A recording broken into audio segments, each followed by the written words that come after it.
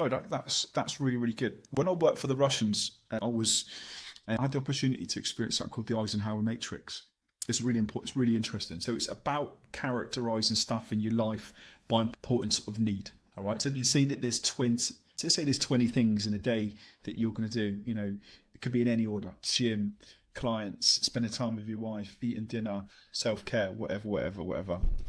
What the Eisenhower Matrix does is enables you to look at the stuff of what is your number one, what is your priority, and you put that first in size of your schedule. So for me, my wife is my number one.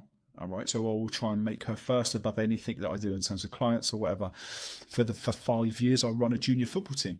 I absolutely loved it. I made that my number two, and then obviously my clients and that become third and fourth underneath. It's still important, but not like the most important, if that makes sense. That is the best advice that I can give you, actually, is to look at your life as like, like a planner, if that makes sense, and just try and be a little bit more specific. That is one of the greatest gifts that I can give anyone to overcome overwhelm, is be strategic with your time. And it's okay to say no, by the way.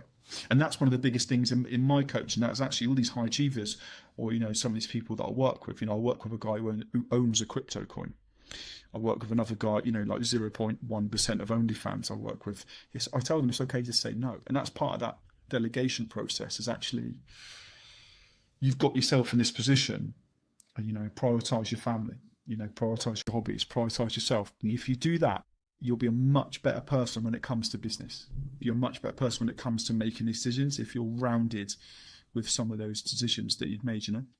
Actually, when I really looked at it and thought about it, I thought, I know exactly what he's doing. He's clearing his mind so he can make a good decision in terms of like actually impacting the event. Instead of being overwhelmed, he took time. He took some time out. He cleared his mind.